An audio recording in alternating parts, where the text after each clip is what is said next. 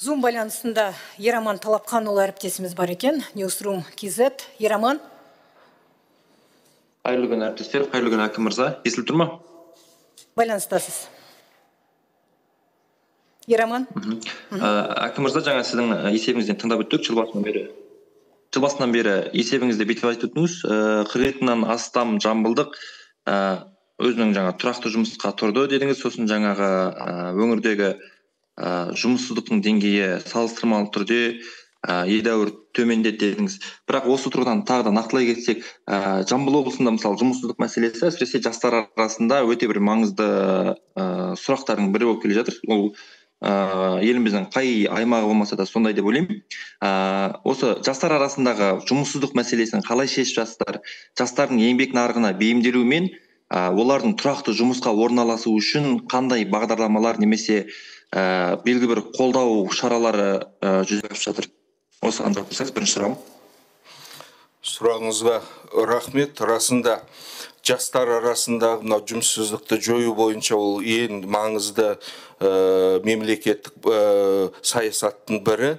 Оған көп көңіл аударып жатыр. Жаңа айтып кеткендей, 10 мың халыққа 100 жаңа жұмыс орнын құру бағдарламасы аясында біз оны асыра орындап отырмыз. Осы бағдарламаны жаңағы ауыл аманатын айттық, басқа да бағдарламалардан жастарға көңіл бөлу мәселесінде де бақылауда ұстап отырмыз. Әрине жастарымыз, мен өзімнің ойым, ең үлкен бәсекелестік қазіргі таңда облыс арасында кен орындары емес, қаражат та емес, ең үлкен бәсекелестік мынау жастар үшін бәсекелестік. Қай өңір алдымыздағы уақытта жастарға жағдай жасап, талантты жастарын өз өңірде, облыста қалдыратын мүмкіншілік болатын болса, сол өңір дамитын болады. Себебі әрбір қай экономика қоғамда алыңыз, жастар бұл қозғалыс қуаттың ең маңызды бөлігі жастарымыз. Сол себептен біріншіден инвестициялық жобалар, жұмыс орнын құрып, үлкен өндірістерді құру. Сол өндірістерге жұмысте алайтындай жағдай жасау үшін біз жастарымызды білім беру мекемелерде инженерлік болсын, специальность дейміз ғой, басқа да специальность болсын, сол жаққа дайындап, бағыт беріп дайындау. Өзіміздің үлкен кәсіпорындарда шетелден мамандар келмей, өзіміздің жастарымыз жұмыс істеу. Ол жоғарғы білім беру ұйымдар, ортанша колледждарымыз бар. Бізден де жаңа индустрия жағына химия орталық деп отырық, үлкен жаңа жобаларды атап өттім. Алдымыздағы 3 жылда іске асырылатын. Сол жаққа жастарға жұмыс орнын құрып, жастарды бейімдеп, дайындап, сол жақта мекемелерде жұмыс істейтіндей жағдайға жеткізу мәселесі. Екінші мәселе, жастарымыз енді құпия емес.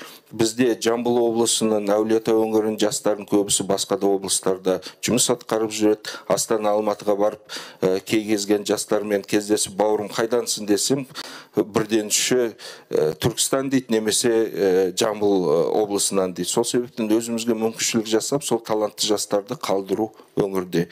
Екінші мәселе, әрине, барып өсіп өніп орталықтарда жұмыс істеп, бізге облысқа тарту ол жастарды жұмыс істейтін деп. Рахмет.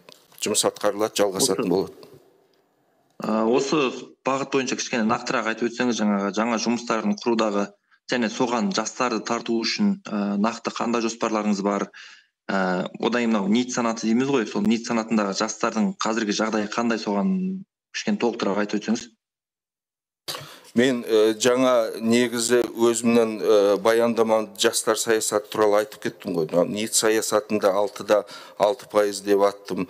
Жыл басынан бері 23 мыңға жуық жас белсенді жұмыспен қамту шараларында да тартылып, ауыл аманаты жобасы аясында 259 жас жеңілдікпен несие алды дейді. Жасыл ел жобасында да жастарды тартып атырық. Осы мәселенің бәрдерін біз толықтай жазбаша түрде нақты информацияны мен пресс-хатшым беретін болады. Қосымша айтқанмен жүйелі түрде оны шешу үшін жұмыс орындары, өндіріс орындары пайда болу керек. Ол үшін біз облысымызда экономикасын дамыту керекпіз. Нақты ақпаратты жазбаша түрде қосымша фамилиялар керек болатын болса, сонымен арқылы беретін боламыз. Рахмет. Ераман. Екінші сұрағымды қойсам, облыстағы кадр саясатына байланысты мысалы айтатын болсақ, осыған дейін мысалы сізге дейін аппарат басшысы болған Мәди Мәтен деген мырзалар мысалы қазір қай жерде жұмыс істейді. Сосын жергілікті әлеуметтік желі белсенділерінің кейбірі, мысалы кейбір кеңесшілеріңіз мысалы Астанадан келген деп жазып жатыр. Бұл қаншалықты рас? Сосын мынау Әулие Ата медиа холдингін басқарған белгілі журналист Оралхан Дәуіт қазір қайда жүр?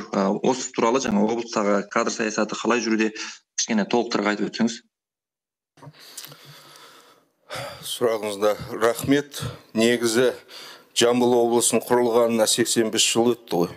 Бұрында да біреу лауазымда жүрді, қызмет атқарды. Соның бәрі енді басқада да қызметте жүрген шығар.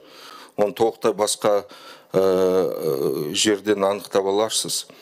Қазіргі таңда менің кеңесшілерім арасында шет облыстардан келген азаматтар жоқ, бәрі өзіміздің тұрғылықты жамбылдықтар. Негізі кадрлық саясатты қарайтын болсаңыздар, соңғы болған жаңа тағайындауларда да біз негізі өзіміздің өңірімізден шыққан тәжірибесі бар мамандарды тағайындауға мүмкіншілікше ықпал етіп жатырық. Сол себептен өзіміздің кадрларды өсіріп, ары қаратай жұмысты атқаратын боламыз. Рахмет. Ераман, көп рахмет сұрақтарыңызға.